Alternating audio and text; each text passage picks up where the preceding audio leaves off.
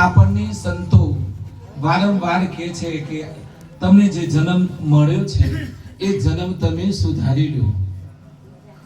સંતો કહે છે, શાસ્ત્રો કહે છે, પણ મન કેવું છે? મન ભજનમાં જાય ને એટલી વાર ભજનમાં અદપ વાળી બેસી જાય અને પછી ચોપો મેલ્યો નથી કે પાછું સેટ થયું નથી. હા, બાઉન્ડ્રીમાં બેઠો તમે જો ફિલ્મની ટોકીમાં બેઠા તો ફિલ્મની ટોકીમાં ગોઠવાઈ જાય.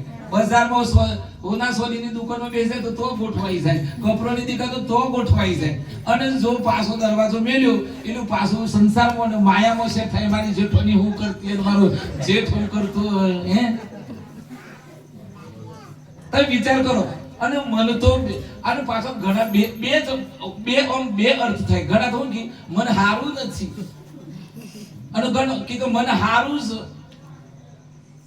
પણ કદાચ મન છે એવો આમ એમ જ કે ભજન મન બેહી રહ્યો તો હવારમાં ઘરવાળો ઊંધો કરીને મેલી જાવ. તમે જુઓ આમ આપણે મનને લડીએ પણ મને બરોબર ભગવાને બરોબર બનાવ્યું છે.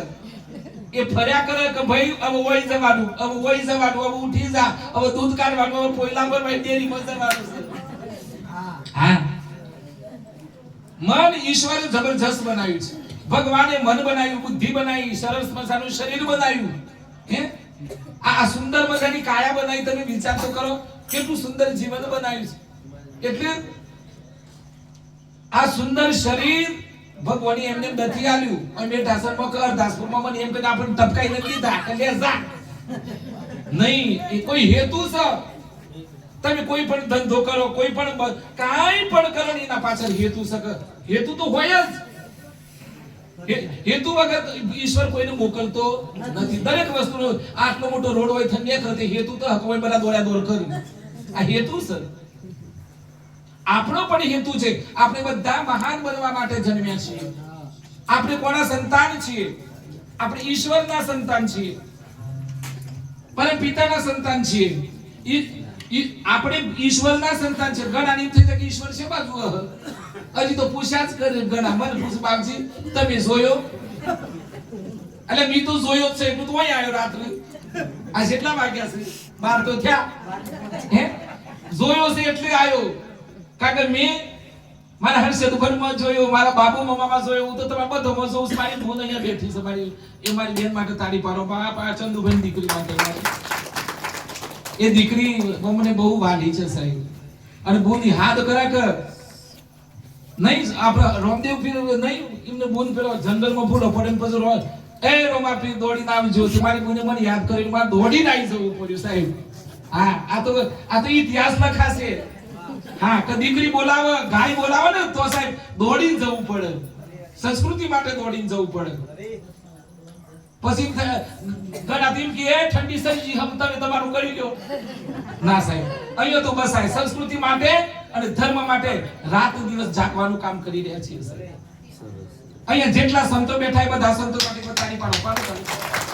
હા, અને બેઠા સંત મારા આ રાવણ સમાજના સર્વ વડીલોને હું બે હાથ જોડીને તમારા ચરણોમાં વંદન કરું છું. કારણ કે વડીલોને જે વંદન કરે ને એની જગતમાં જીત થાય. ઘણા તો નમતાય નથી. આમ તો નમવાના પ્રકાર આયા છે.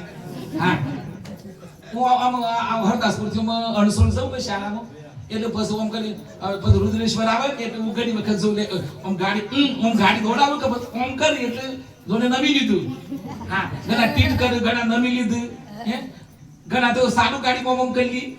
હા, અને ઘણા અને એક ભાઈ તો ગાડી લઈને જતા તો નમવા જતો હો મારે ફસાક થઈ ગયું. ભાઈ જાગજો. હા, સારું તમારો ભગવાન મંદિરોમાં છે, પણ રસ્તામાં કોઈ પણ મંદિર આવે એને વંદન કરજો. નાનું ડેરું આવે તો વંદન કરજો. શાસ્ત્રોમાં કહ્યું છે. શું શાસ્ત્રોમાં કહ્યું છે? સહજાનંદ સ્વામીના ગુરુ એમને કહ્યું છે કે રસ્તામાં કોઈ મંદિર આવે ને જો નમશો ને તો તમારું કલ્યાણ થશે. પણ રસ્તામાં કોઈ મંદિર આવે ને નહીં નમો ને કારણ કે દેવી દેવતાનું છે. જો સેજ નમશો ને તો તમારી આ જીવનની યાત્રા 80 વર્ષની સફળ થશે. તમારું કોઈ અટકશે નહીં. પણ આપણે તો ઘેર મા બાપને નથી નમતા, પછી બીજા તો નથી નમે.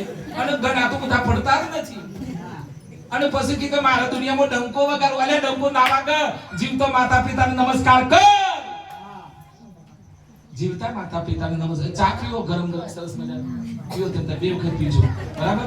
હે હું તો પાછું ઠંડુ નહીં થવા દઉં, આમ રોટલી ફેરવતો રહી નહીં. પેલું ફોન વાળું નહીં, પાન વાળું ફોન વાળું એટલે પેલું ફોન આમ ફેરવે, આમ ફેરવે હળી ના જાય. અને ગોરો બોધેલો હોય ને, જો બોધેલો તો દોડવાનું બંધ કરી દે. રોટલી જો ફેરવાના તો બળી જાય.